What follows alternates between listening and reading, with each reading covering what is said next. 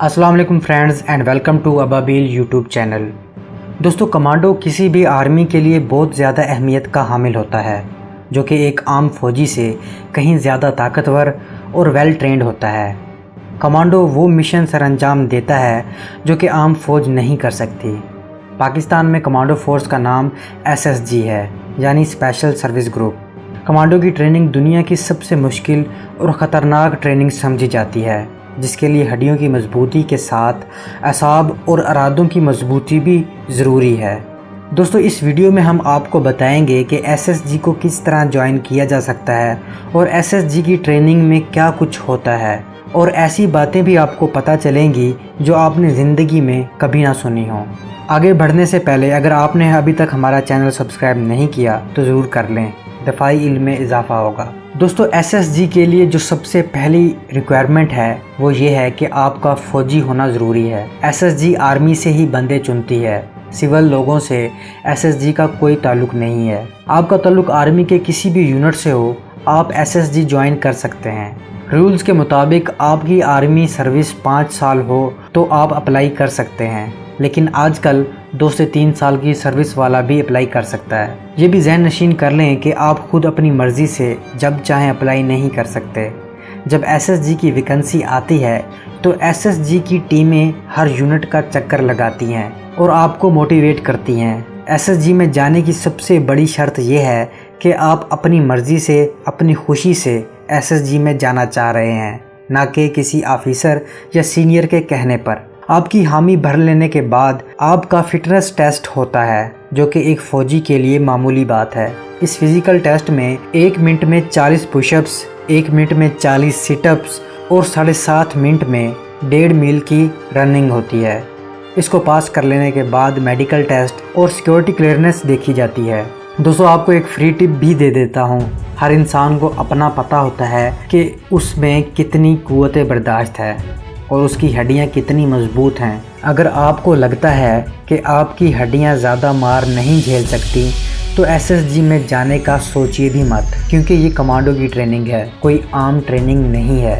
खैर, सिलेक्शन के बाद आपको ट्रेनिंग के लिए KPK में चिराट सेंटर में भेजा जाता है। ट्रेनिंग सेंटर के अंदर इंटर होते ही आपको कहा जाता है कि सामान गेट पर रख दो और फ्रंट रोल शुरू कर दो, चाहे आपने कॉटन का या लट्ठे का सूट क्यों ना पहना हो।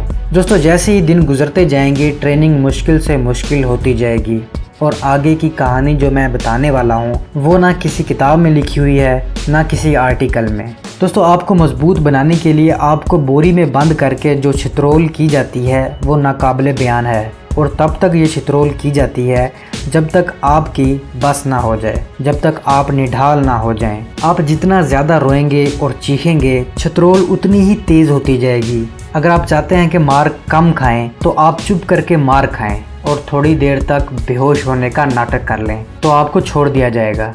इस मार कुटाई का मकसद ये है, अगर आप दुश्मन के हाथ लगते हैं तो आप मार बर्दाश्त कर सकें। एक मरहले में आपको पैराशूट ट्रेनिंग स्कूल ले जाया जाता है।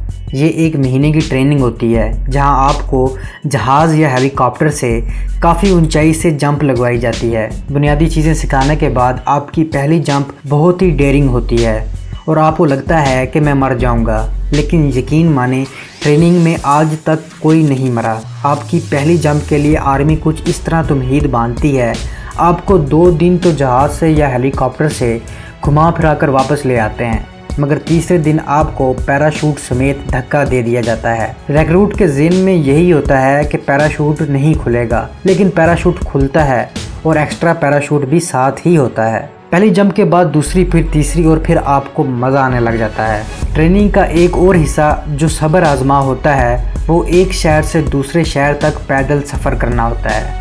ये सफ़र पेशावर से चिराट तक होता है, जो कि तकरीबन 70 किलोमीटर तक बनता है। ये सफ़र आपने 30 किलोग्राम मिलिट्री गियर के साथ तय करना होता है।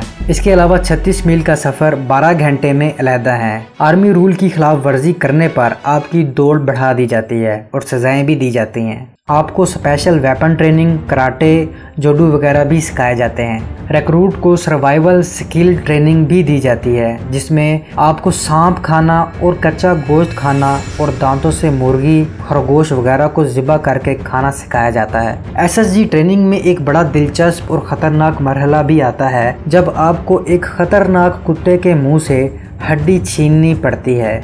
ये भी बहुत मुश्किल मरहला होता है। इस टेस्ट का मकसद आपको बताया जाता है कि आप हर नामुमकिन काम को मुमकिन कर सकते हैं। फिर एक मैप नेविगेशन का मरहला आता है, जिसमें बुनियादी चीज़ें सिखाने के बाद आपको वीरान जंगल में तन्हा छोड़ दिया जाता है, जहाँ से आपने मतलूबा जगह पर टाइम पर पहुँचना होता है। मैप नेविगेशन में आपको नॉर्थ साइड का मालूम होना ज़रूरी है। अगर आपको नॉर्थ का पता चल जाए तो आपको अपनी चारों सिमतों का पता चल जाएगा, पर जंगल में आपको नॉर्थ का कैसे पता चलेगा? यही चीज़ तो सिखाई जाती है। जंगल में अगर आपको सूरज नज़र आ रहा है तो सूरज से पता चलेगा, अगर रात है तो चाँद से, अगर चाँद नहीं निकला तो सितारों से।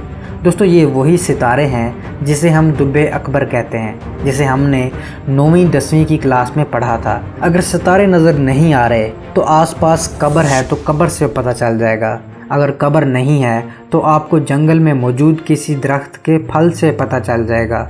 और अगर फल भी नज़र नहीं आता तो आप किसी जोहड़ के पानी पर किसी दरख्त का पता रख कर उस पत्ते के ऊपर सुई या कोई बारीक लोहे की चीज़ रखें तो आपको नॉर्थ का पता चल जाएगा। गर्ज ये कि आपको नॉर्थ का पता होना चाहिए। इस नॉर्थ वाली कहानी पर अलग से वीडियो बन सकती है अगर आप लोग चाहें तो इस मरहले के अलावा एक और ख़तरनाक ट्रेनिंग मरहला आता है, जिससे मुझे तो कम से कम बहुत ज़्यादा डर लगता है। सोचकर ही रोंगटे खड़े हो जाते हैं। और इस डर का एहसास उसी को हो सकता है जिसने कभी डैम को अपनी आंखों से बराह रास्त देखा हो। दोस्तों, ये मरहला तैराकी का है। फुल आर्मी यूनिफॉर्म में G3 राइफल समेत आपको डैम के खड़े पानी में फेंक दिया जाता है। दोस्तों, ये डैम तरबेला डैम है। याद रहे कि खड़े पानी में तैरना मुश्किल होता है और ऊपर से इतने सारे वजन के साथ आपको पानी में काफ़ी घंटे गुजारने पड़ते हैं। और एक वक्त ऐसा भी आता है जब आपके हाथ बांधकर आपको पानी में फेंक दिया जाता है। याद रहे कि एसएसजी की ट्रेनिंग 6 महीने की होती है और अगर आप दिल हार बैठे हैं, आपने गिव अप कर दिया है, तो आपसे ज़बरदस्ती नहीं की जाती, बल्कि आपको रोटियां बनाने पर लगा दिया जाता है और 6 महीने बाद यूनिट में वापस भेज दिया जाता है। एसएसजी में आपकी किस्मत का अच्छा होना भी ज़रूरी है। अगर फाइनल परेड डे से पहले रिहर्सल में भी आपका बाजू या पाँव फ्रैक्चर हो जाता है तो आप कमांडो का बैज हासिल नहीं कर पाएंगे। और ऐसा कई लोगों के साथ हुआ भी है। आपकी हड्डी तो जुड़ जाएगी, लेकिन आप बहुत रोएंगे कि आपके 6 माह की मेहनत ज़ाया हो गई है। इसलिए मैंने शुरू में कहा था कि हड्डी का मजबूत होना ज़रूरी है। दोस्तों, यही लेवल है कमांडो बनने के लिए। जब आप कमांडो बन जाते हैं तो आप अपने आप को जिन समझने लग जाते हैं। इतनी ताकत और फुर्ती आ जाती है कि आपके लब पर अदीम हाशमी का ये शेर जारी होता है, न फहामत ना सिखा जबरे नारवां से मुझे, मैं सरबकफ हूँ लड़ा दे किसी बला से मुझे। दोस्तों, कमांडो बनने के बाद आपकी लाइफ यकसर चेंज हो जाती है। आपकी यूनिट तब्दील, ड्यूटी तब्दील, आपकी तनख्वाह बढ़ा दी जाती है। आर्मी के थ्रू बाहर के मुल्क जाने के चांसेस बढ़ जाते हैं। आपको स्पेशल ड्यूटी, स्पेशल खाना दिया जाता है। आपको स्पेशल ऑपरेशन के लिए भी बुलाया जाता है। और अगर आप ISI में चले जाएं तो स्पेशल मिशन पर भी भेज दिया जाता है। दोस्तों, SSG की ट्रेनिंग इससे कई गुना ज़्यादा खतरनाक है जितनी मैंने बताई है, लेकिन इसको करने के बाद आपके पाँव आसमान पर रहते हैं। आप बलां बन जाते हो और अकेले कई बंदों से लड़ सकते हो। दोस्तों, अगर आप जानना चाहते हैं कि ISI को कैसे ज्वाइन किया जाता है तो डिस्क्रिप्शन में मौजूद लिंक पर ज़रूर जाइएगा। और अगर आप मज़ीद SSG के मिशंस और यूनिट्स वगैरह के बारे में जानना चाहते हैं तो कमेंट में ज़रूर बताइएगा। नेक्स्ट वीडियो तक के लिए इजाज़त। अल्लाह हाफ़िज़।